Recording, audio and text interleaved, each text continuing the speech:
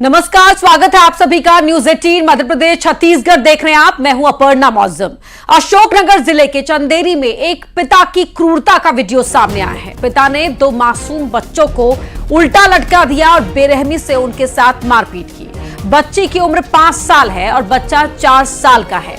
बेरहम पिता ने बच्चों से मारपीट का वीडियो बनाकर अपनी पत्नी को भी भेज दिया। आरोपी की पत्नी ललितपुर में रहती है। पुलिस के पास मामला पहुंचने के बाद बच्चों को रेस्क्यू किया गया। आरोपी पिता के खिलाफ मामला दर्ज कर लिया गया है। मासूम बच्चों को उनकी मां के पास भेज दिया गया है। पुलिस के मुताबिक आरोपी की पत्नी अपने पहले पति के बच्चों के साथ रहती है। आरोपी की यह दूसरी शादी है। पुलिस ने बताया कि आरोपी अपनी पत्नी को वापस बुलाना चाह रहा था, इसलिए उसने बच्चों के साथ मारपीट की और मारपीट का वीडियो पत्नी को भेजा।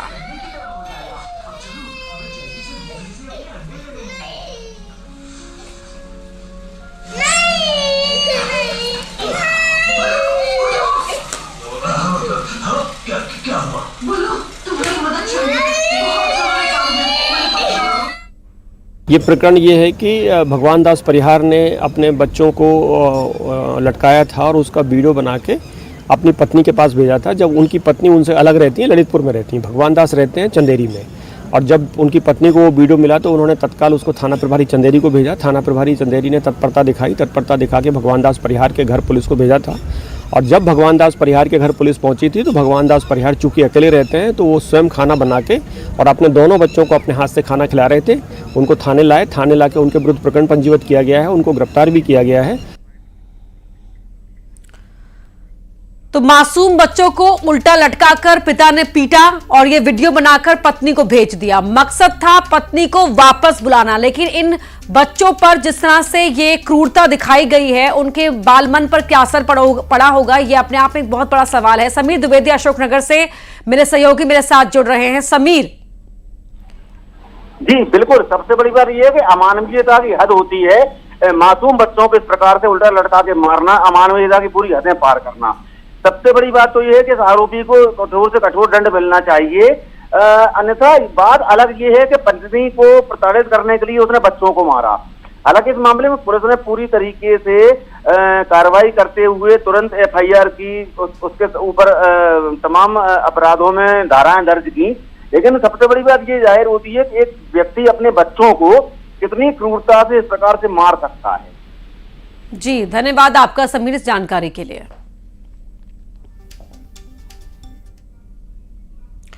ग्वालियर में एक ठेकेदार की लापरवाही 2 बच्चों की जान पर भारी पड़ गई। मोहना कस्बे के कब्रिस्तान में ठेकेदार ने पानी जमा करने के लिए गड्ढे खुदवाए थे। इस गड्ढे में बारिश के बाद पानी ठहर गया और सुरक्षा के इंतजाम न होने के चलते गड्ढे में डूबने से मासूम भाई बहन की मौत हो गई। मामले की जानकारी के बाद अब जो स्थानीय पुलिस है वो जांच कर रही है, लेकिन यहां ठेकेदार की लापरवाही 2 बच्चों की जान पर भारी पड़ गई।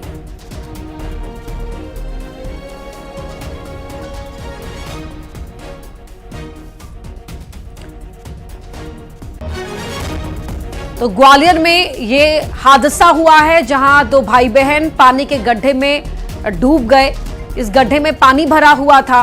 ठेकेदार की लापरवाही के चलते ठेकेदार ने ये गड्ढा यहां पर खुदवाया था इस कब्रिस्तान में पानी को जमा करने के लिए ही, लेकिन बारिश क्योंकि लगातार हो रही है ऐसे में पानी भर गया और वहां पर कोई और इंतजाम नहीं था, कोई इस तरह का ढक्कन लगा हुआ हो या सुरक्षा के इंतजाम रहे हो और उस गड्ढे में डूबकर इन मासूम भाई बहन की मौत हो गई।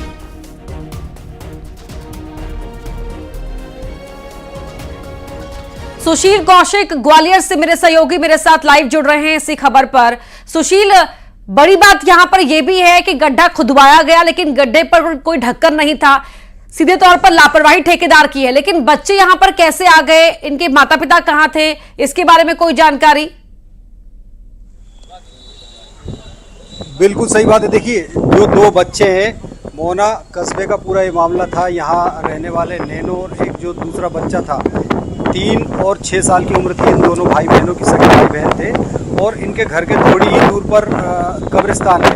कब्रिस्तान में जो दीवार है उस दीवार का निर्माण कार्य चल रहा था। उस निर्माण कार्य में कहीं ना कहीं लापरवाही थी। हमारे साथ मौजूद है, आप ही बताइए कि जो हादसा हुआ है किस तरह की क्या घटना हुई थी और क्या लापरवाही मानते हैं? लापरवाही ये कि पानी का स्टॉक करने के लिए इन लोगों ने जो गड्ढा खोदा था करीब 8-9 फीट का, ठेकेदार ने जो गड्ढा खोदा था वो पिछले 2 महीने 3 महीने से खुला पड़ा हुआ है।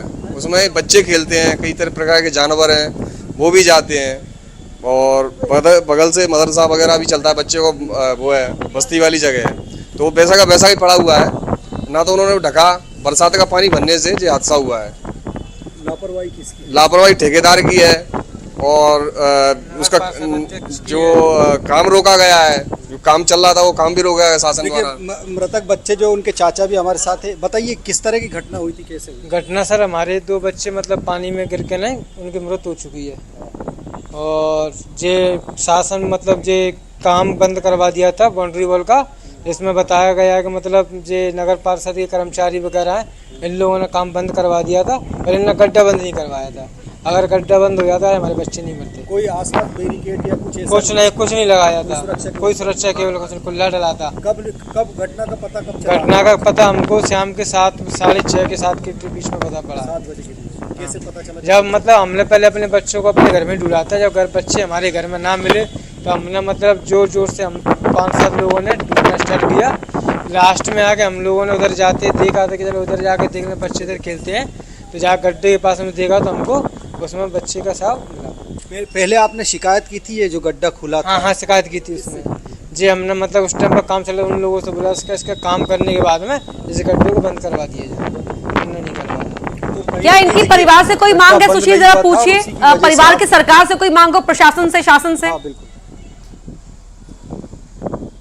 आप सरकार या प्रशासन से कोई मांग रखना चाहते हैं? हमको इंसाफ चाहिए, मतलब जो इसका मुजरिम है उसको सजा मिलनी चाहिए। जिसने ये गड्ढा खुदवाया वो तो मुजरिम है। हमारे बच्चे मर गए, हमारे घर का चिराग ही उड़ गया, हमारे घर में कोई मतलब बचा ही नहीं है। क्या चाहते हो सर? और क्या चाहते सरकार? मतलब हम तो ये चाहते हैं कि मतलब हमारी मदद की जाए, मतलब थोड़ी मतलब। क्या उम्र थी सुशील बच्चों की? ये कितने बच्चे थे इनके सर 2 लड़की 1 लड़का था। ये बच्चों की उम्र क्या थी? बच्चे की उम्र सर, लड़के की उम्र 6 साल है, लड़की की उम्र 3 साल है। तो 2 बच्चे इस बार। 2 बच्चे। ठीक है सुशील, धन्यवाद। जाहिर तौर पर जो परिवार है बेहद गमगीन है इस समय, क्योंकि यह हादसा हुआ है, घर के 2 बच्चों की इस हादसे में मौत हो गई।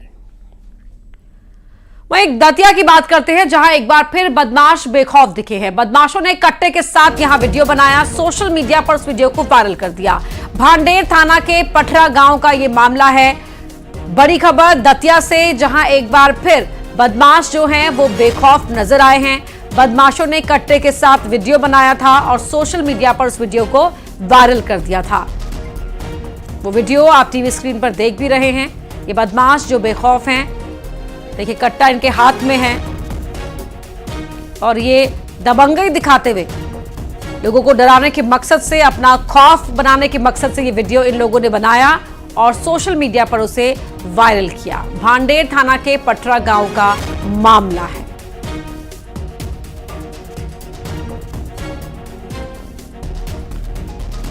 ना सिर्फ अवैध रूप से कट्टे रखे हैं इन लोगों ने ना, और बल्कि वीडियो भी बनाया है। इन्हें पकड़े जाने का भी कोई डर नहीं है।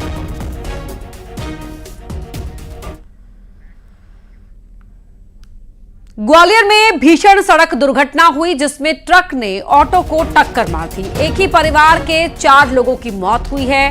पति, पत्नी, बेटे और भतीजे की मौत हुई। शादी समारोह से ये एक ऑटो में लौट रहे थे। दुर्घटना के बाद जो ट्रक ड्राइवर है वो ट्रक को छोड़कर फरार हो गया। पुरानी छावनी थाने के बामोर बाईपास का ये मामला है। पति, पत्नी, बेटे और भतीजी यानी कि 4 लोग जो इस ऑटो में सवार थे, शादी के फंक्शन से लौट रहे थे, उनकी मौत इस हादसे में हो गई।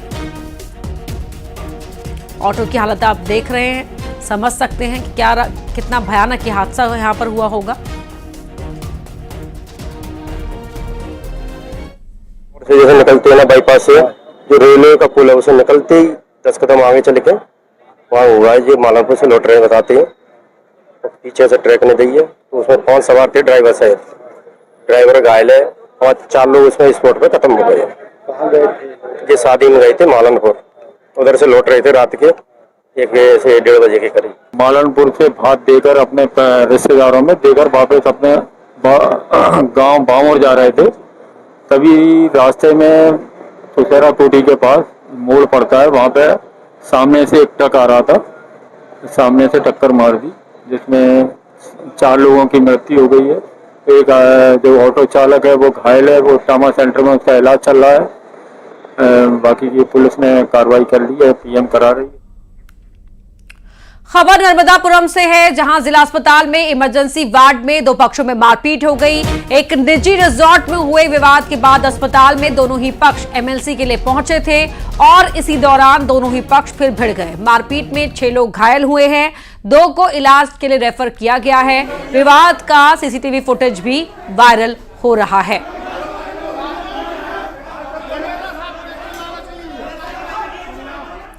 तस्वीरें आप इमरजेंसी वार्ड की देख रहे हैं। इस मारपीट में 6 लोग घायल हुए हैं। किस तरह से यहां पर झगड़ा हुआ है, कुर्सियां उठा रखी है लोगों ने और ये 2 पक्षों में मारपीट यहां अस्पताल के अंदर हुई है।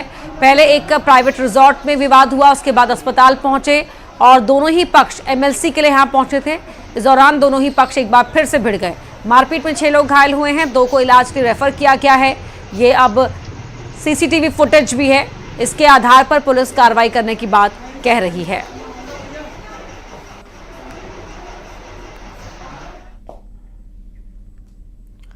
मध्य प्रदेश को टाइगर स्टेट का दर्जा मिला हुआ है, लेकिन एक रिपोर्ट ने इस दर्जे पर सवाल खड़े कर दिए हैं। रिपोर्ट है कि एमपी बाघों की मौत के मामले में नंबर 1 स्टेट बन गया है। प्रदेश में पिछले 6 महीने में 23 बाघों की मौत हुई है, जो चिंता का विषय है। इतना ही नहीं, अकेले बांधवगढ़ में पिछले 6 महीने में 12 बाघों की मौत हुई है। इसके पीछे एक मुख्य वजह स्टाफ की लापरवाही भी सामने आ रही है। बताया यह भी जा रहा है कि प्रदेश में शिकारी सक्रिय हैं और लगातार बाघों का शिकार भी कर रहे हैं। बात अगर पिछले कुछ सालों की करें तो 2012 से लेकर 2022 तक में 65 टाइगर की मौत हो चुकी है।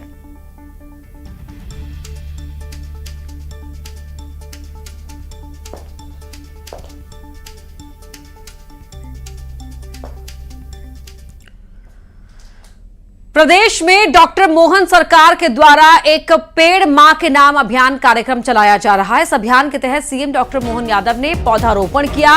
इस दौरान उन्होंने युवाओं को भी खुशखबरी दी। सीएम ने पुलिस विभाग में होने वाली 7,500 पदों की भर्तियों की जानकारी दी। मुख्यमंत्री डॉक्टर मोहन यादव ने कहा है कि पुलिस विभाग में जल्द ही 7,500 पदों पर भर्ती निकाली जाएगी, जिससे पुलिस विभाग को मजबूती मिलेगी।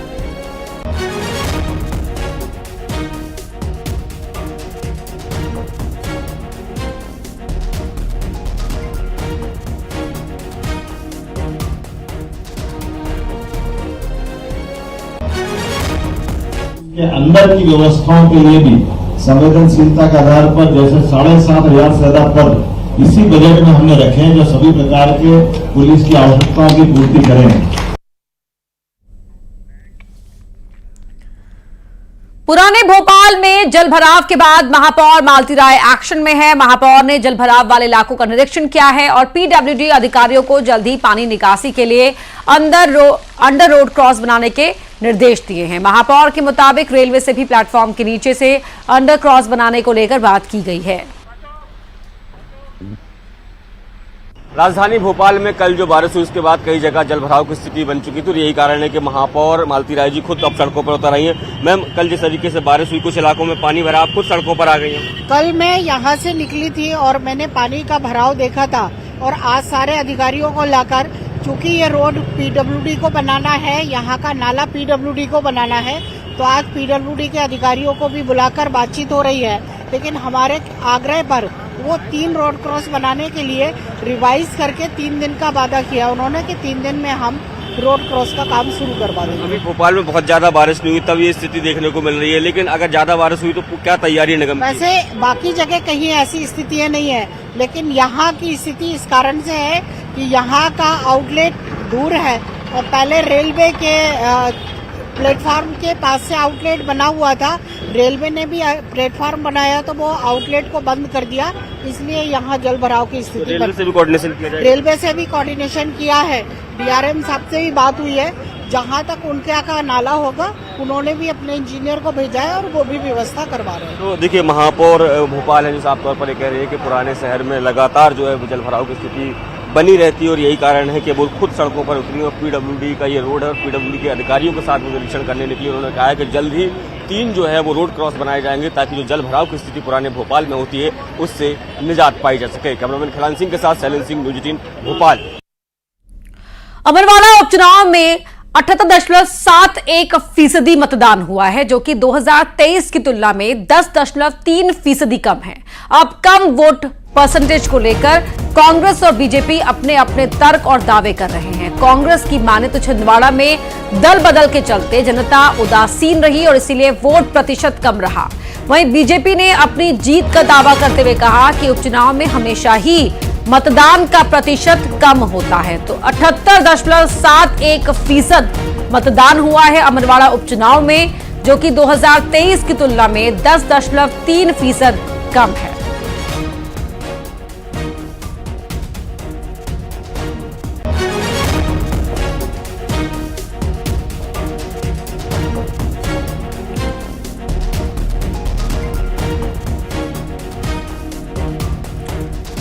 तो 2023 की तुलना में 10.3% वोटिंग कम हुई है और इसी को लेकर दोनों ही पार्टी के अपने अपने दावे हैं।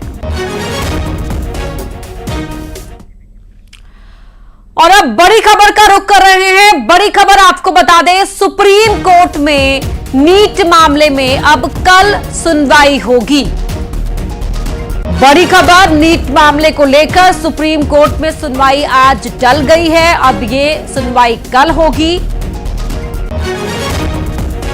नीट मामले को लेकर सुप्रीम कोर्ट में याचिका है, उस पर सुनवाई हो रही है और सुनवाई आज टल गई है। ये सुनवाई कल तक के लिए टाली गई है। कल अब इस मामले को लेकर सुनवाई होगी। बड़ी खबर, सुप्रीम कोर्ट में आज क्या हुआ, सुनवाई कल तक के लिए टाली गई है, ये पूरी जानकारी आपको हम देंगे। लेकिन फिलहाल जो बड़ी खबर यही है कि आज सुनवाई टल गई है और कल अब इस मामले में सुनवाई होगी सुप्रीम कोर्ट के अंदर।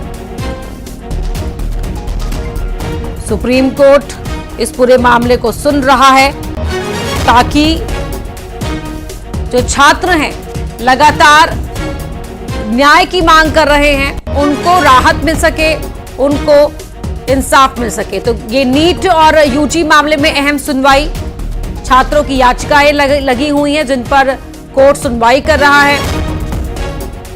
तो याचिका में सुशील पांडे हमारे साथ जुड़ गए। सुशील, बताएं जरा, आज की सुनवाई टल गई है कल के लिए?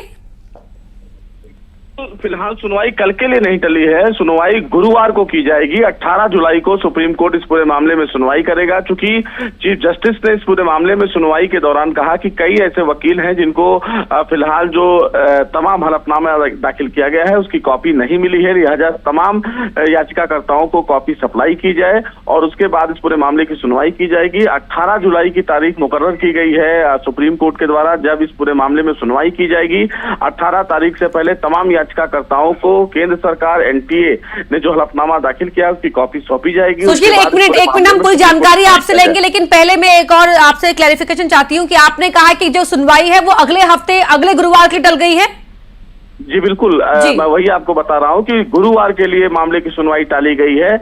18 जुलाई को तारीख है गुरुवार की और उसी दिन अब इस पूरे मामले की सुनवाई की जाएगी। आज इस पूरे मामले में सुनवाई इसलिए नहीं की गई क्योंकि तमाम याचिकाकर्ताओं को जो हलफनामा दाखिल किया गया है केंद्र सरकार के द्वारा और एनटीए के द्वारा उसकी कॉपी नहीं मिली है, जिसकी वजह से आज इस पूरे मामले की सुनवाई टाल दी गई है। जी, तो सुशील हमारे सहयोगी बता रहे हैं कि याचिकाकर्ताओं को केंद्र की ओर से जो एफिडेविट दायर किया गया उसकी कॉपी नहीं मिल पाई और उसकी वजह से ही सुनवाई आज नहीं हो पाई। अब 18 तारीख को, 18 जुलाई को, अगले गुरुवार को इस मामले में सुनवाई होगी। सुशील, जरा आज की याचिका के बारे में बताएं कि जो याचिका छात्रों की ओर से लगाई गई थी, जो दोबारा पेपर कराने को लेकर, नकल की जांच को लेकर, उसी याचिका पर सुनवाई होनी थी आज भी? जी बिल्कुल, उसी याचिका पर पढ़ना सुनवाई सुप्रीम कोर्ट कर रहा है जिसमें परीक्षा को रद्द करने की मांग की गई है, इस पूरे मामले की जांच की मांग की गई है। उन तमाम पहलुओं पर सुप्रीम कोर्ट सुनवाई कर रहा था। कुल 38 याचिकाएं सुप्रीम कोर्ट में दाखिल की गई हैं। उन तमाम याचिकाओं पर आज सुनवाई टल गई है और अब अगले हफ्ते गुरुवार को यानी कि 18 जुलाई को उन तमाम याचिकाओं पर एक साथ सुनवाई की जाएगी। उससे पहले केंद्र सरकार और एनटीए के द्वारा जो हलफनामा दाखिल किया गया है उस हलफनामे की कॉपी उन्हें भी सौंपी जाएगी ताकि तमाम याचिकाकर्ता तैयारी से आए, तमाम पक्षकार तैयारी से आए और उसके बाद इस पूरे मामले की सुनवाई सुप्रीम कोर्ट करेगा। बहुत धन्यवाद सुशील आपका इस पूरी जानकारी के लिए। सुशील, हमारे सहयोगी बता रहे थे कि आज सुनवाई नहीं हुई, 38 याचिकाएं लगाई गई हैं परीक्षा को रद्द करने को लेकर, दोबारा एग्जाम कराने को लेकर। और आज क्योंकि जो केंद्र की ओर से एफिडेविट दायर किया गया है, याचिकाकर्ताओं को उसकी कॉपी नहीं मिल पाई थी, इसीलिए अगले हफ्ते 18 जुलाई के लिए सुनवाई को टाल दिया गया है। वहीं उज्जैन के शिक्षा विभाग के कार्यालय में कर्मचारियों को तनाव मुक्त रखने के लिए एक अनोखी पहल की गई है। विभाग के द्वारा म्यूजिक थेरेपी की शुरुआत की गई है, जिसके लिए 12 लाउडस्पीकर लगाए गए हैं। कर्मचारियों को रिलैक्स फील करवाने के लिए अलग अलग प्रकार के संगीत बजाए जाएंगे, जो उन्हें काम के दौरान रिलैक्सेशन देंगे।